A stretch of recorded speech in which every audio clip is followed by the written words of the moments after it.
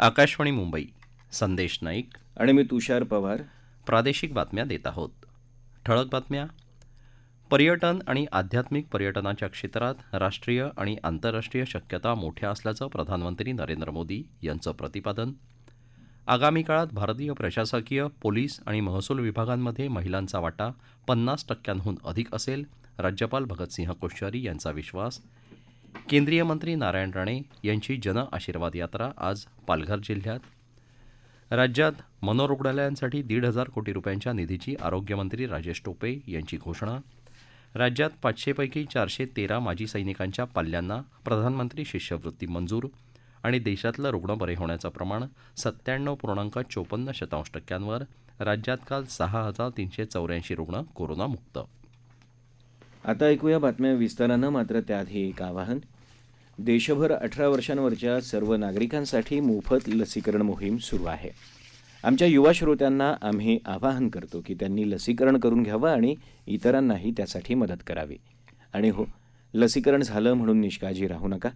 कोविड-19चा धोका अजून संपलेला नाही, म्हणून कोरोना प्रतिबंधक नियम पाळा. शक्यतो घरीच राहा. आवश्यकता असेल तरच घराबाहेर पडा. बाहेर पडताना मुखपट्टी वापरा, सुरक्षित अंतर राखा, हात वेळोवेळी स्वच्छ धुवा आणि लसीकरण अवश्य करून घ्या. कोरोनाशी संबंधित योग्य माहिती, मार्गदर्शन आणि मदतीसाठी राज्याच्या 02026127394 या मदत क्रमांकावर संपर्क साधा. देशात धार्मिक पर्यटनासाठी मंडळ योजना आखण्यात येत असल्यानं देशाच्या दुर्लक्षित भागांमध्ये देखील पर्यटनाला मोठी चालना मिळत असल्याचं प्रधानमंत्री नरेंद्र मोदी यांनी म्हटलं आहे. सोमनाथ मंदिरातल्या समुद्रदर्शन पथ, सोमनाथ प्रदर्शन गॅलरी आणि जुन्या सोमनाथ मंदिराचं नूतनीकरण प्रधानमंत्री मोदी यांच्या हस्ते झालं, त्यावेळी ते बोलत होते. भगवान सोमनाथ मंदिर आज केवळ भारतीयांसाठीच नव्हे तर संपूर्ण जगासाठी विश्वास आणि आश्वासक आहे.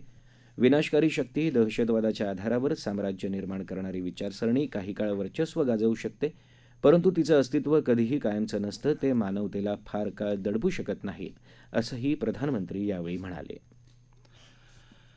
आगामी काळात भारतीय प्रशासकीय, पोलीस, महसूल सेवा यासारख्या भारतीय सेवांमध्ये महिलांचा वाटा 50%हून अधिक असेल असा विश्वास राज्यपाल भगतसिंह कोश्यारी यांनी काल व्यक्त केला. समाजाच्या विविध क्षेत्रात उल्लेखनीय कार्य करणाऱ्या 9 महिलांना राज्यपाल कोश्यारी यांच्या हस्ते राजभवन इथं झालेल्या कार्यक्रमात स्त्री शक्ती सन्मान प्रदान करण्यात आला, त्यावेळी ते बोलत होते. अभियान या सामाजिक सांस्कृतिक संस्थेच्या वतीनं या कार्यक्रमाचं आयोजन करण्यात आलं होतं. राज्यातल्या मनोरुग्णालयांसाठी 1,500 कोटी रुपये निधी मंजूर करण्यात आला असून येरवाड्यातल्या प्रादेशिक मनोरुग्णालयात 400 कोटी रुपये मंजूर करण्यात आले आहेत. आरोग्यमंत्री राजेश टोपे यांनी ही माहिती दिली.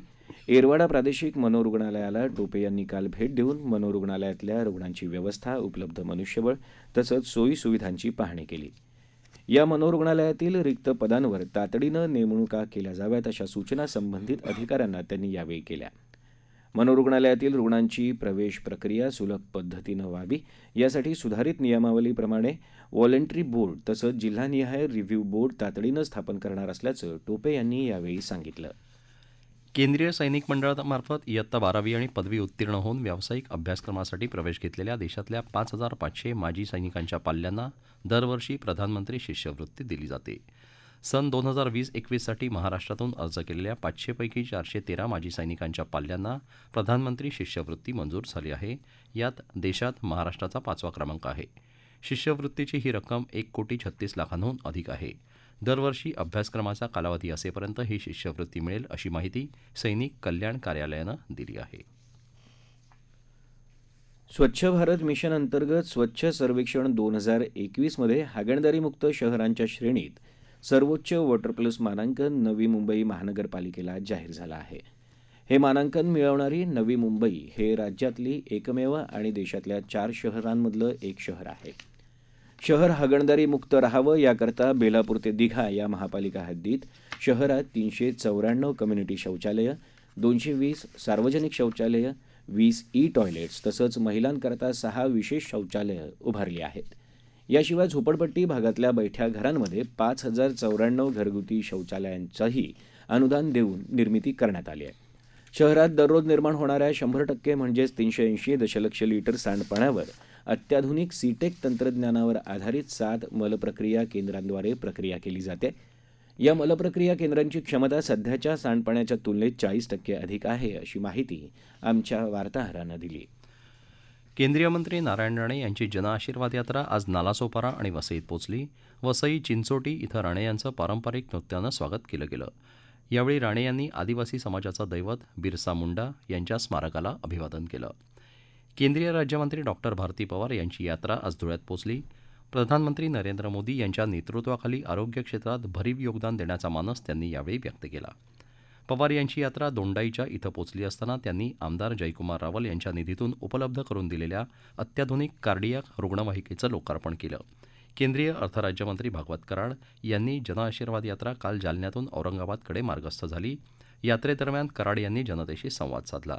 आज या जनआशीर्वाद यात्रेचा समारोप औरंगाबाद जिल्ह्यात कन्नड इथं होणार आहे. राज्याचे माजी गृहमंत्री अनिल देशमुख यांच्या विरोधात सुरू असलेल्या चौकशीकरता राज्य सरकारनं केंद्रीय गुन्हे अन्वेषण विभागाला अर्थात सीबीआयला त्यांनी मागणी केलेले दस्तऐवज का पुरवले नाहीत, अशी विचारणा मुंबई उच्च न्यायालयानं केली आहे. ही चौकशी पोलिसांच्या बदली प्रकरणाशी संबंधित आहे. या चौकशीत राज्य सरकार सहकार्य करत नसल्याबद्दल सीबीआयनं उच्च न्यायालयात अर्ज दाखल केला आहे. या अर्जावर न्यायमूर्ती एस एस शिंदे आणि न्यायमूर्ती एन जे जमादार यांच्या पीठापुढे सुनावणी झाली. आवश्यक दस्तऐवज तपासल्याशिवाय पोलिसांच्या बदली प्रकरणात घोटाळ्यांविषयी सीबीआय कसा निष्कर्ष काढू शकते, असंही न्यायालयानं विचारलं आहे. राज्य सरकार सीबीआयला कोणते दस्तऐवज देऊ शकते त्याची यादी सादर करावी, असे निर्देश न्यायालयानं दिले. या प्रकरणावरची पुढची सुनावणी येत्या 24 ऑगस्टला होईल. या प्रादेशिक बातम्या आकाशवाणीच्या मुंबई केंद्रावरून देत आहोत. आकाशवाणीच्या मराठी बातम्या www.newsonair.com/marathi या संकेतस्थळावर वाचता येतील. कोविड-19 से बचाव और सुरक्षित रहने के 3 उपाय। मास्क लगाएं, 2 गज दूरी है जरूरी, सुरक्षित दूरी रखें, हाथ और मुंह साफ रखें।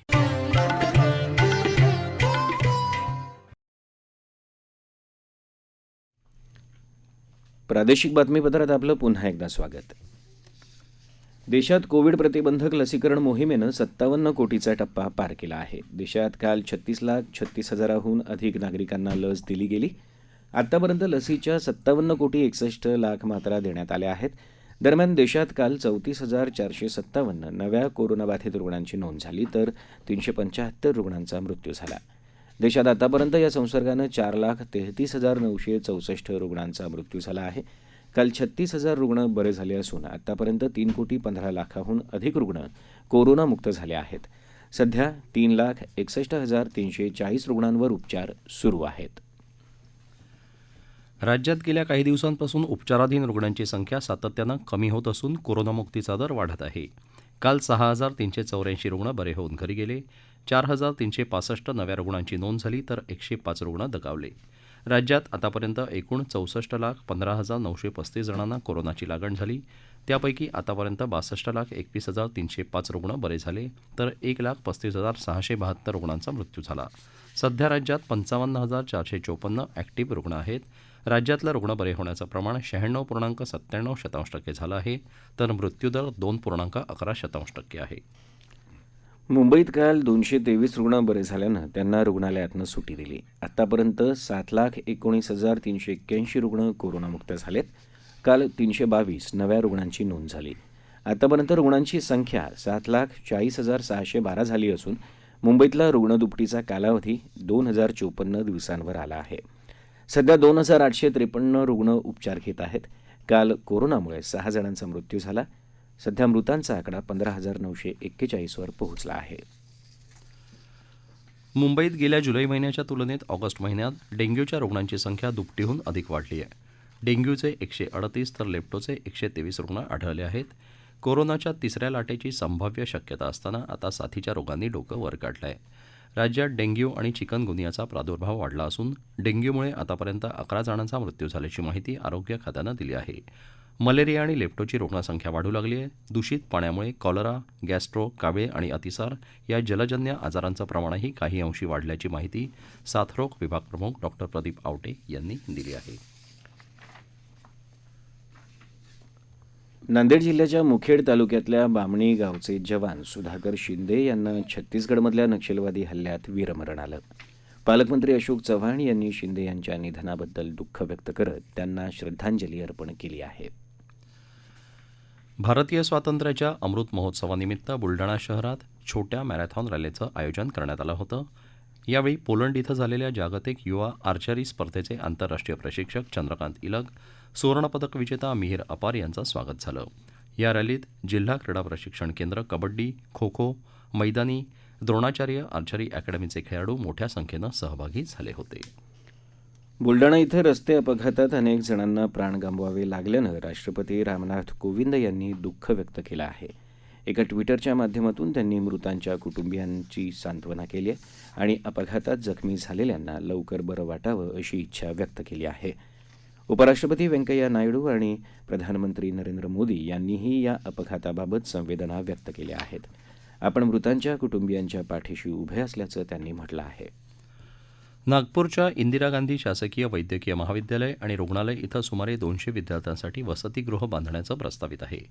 राष्ट्रीय आयुर्विज्ञान आयोगाच्या मापदंडानुसार आवश्यक असं वसतिगृह बांधकामाबाबतचा परिपूर्ण प्रस्ताव तयार करून पाठवावा अशा सूचना वैद्यकीय शिक्षण मंत्री अमित देशमुख यांनी काल एका बैठकीत दिल्या. महाराष्ट्र लोकसेवा आयोगामार्फत लवकरच वैद्यकीय शिक्षण विभागासाठी वर्ग 1 आणि वर्ग 2 बाबतची भरती प्रक्रिया सुरू होणार आहे, तर वर्ग 3 बाबतची भरती वैद्यकीय शिक्षण संचालकांमार्फत होणार असून याबाबतची जाहिरातही लवकरच प्रकाशित होणार आहे. मागासवर्गीय विद्यार्थ्यांच्या शिष्यवृत्तीत वाढ करण्यासाठी तसंच ते त्यांना वेळेत मिळावं यासाठी प्रयत्न सुरू असल्याची माहिती केंद्रीय सामाजिक न्याय राज्यमंत्री रामदास आठवले यांनी काल नाशिक इथं वार्ताहरांशी बोलताना दिली. आंतरजातीय विवाह करणाऱ्यांना केंद्र शासनाच्या वतीनं दिल्या जाणाऱ्या अनुदानातही वाढ करायचे प्रयत्न सुरू असल्याचं त्यांनी सांगितलं.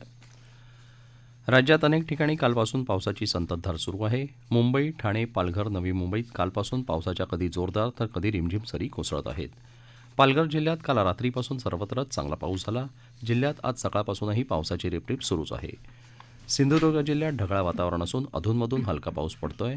अहमदनगर जिल्ह्यात आज सकाळपासून ढगाळ वातावरण आहे. आज श्रीरामपूर तालुक्यासह काही भागात जोरदार पाऊस सुरू आहे. नाशिकमध्येही पावसाचा जोर वाढला असून जिल्ह्यात अनेक ठिकाणी काल रात्रीपासून जोरदार पाऊस झाला. नांदेडमध्येही ढगाळ वातावरण असून अधूनमधून पावसाच्या सरी पडत आहेत. स्वातंत्र्याच्या सुवर्णमहोत्सवी वर्षानिमित्त ऐकूया एक आवाहन. आकाशवाणी मुंबईचा प्रादेशिक वृत्त विभाग सादर करत आहे लढा भारतीय स्वातंत्र्याचा. गुलामगिरीचं जोखड झुगारून देण्यासाठी प्रत्येक भारतीयानं प्राणाची बाजी लावली. विविध जिल्ह्यातल्या त्या लढ्याची गाथा उलगडून दाखवणारा कार्यक्रम दर सोमवारी संध्याकाळी 7:15 वाजता अस्मिता वाहिनीवर जरूर ऐका. विशेष कार्यक्रम लढा भारतीय स्वातंत्र्याचा.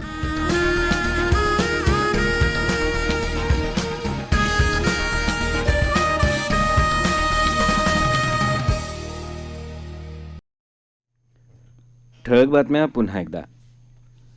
पर्यटन आणि आध्यात्मिक पर्यटनाच्या क्षेत्रात राष्ट्रीय आणि आंतरराष्ट्रीय शक्यता मोठ्या असल्याचं प्रधानमंत्री नरेंद्र मोदी यांचं प्रतिपादन. आगामी काळात भारतीय प्रशासकीय, पोलीस आणि महसूल विभागांमध्ये महिलांचा वाटा 50% अधिक असेल, राज्यपाल भगतसिंह कोश्यारी यांचा विश्वास. केंद्रीय मंत्री नारायण राणे यांची जनआशीर्वाद यात्रा आज पालघर जिल्ह्यात. राज्यात मनोरुग्णालयांसाठी 1,500 कोटी रुपयांच्या निधीची आरोग्यमंत्री राजेश टोपे यांची घोषणा.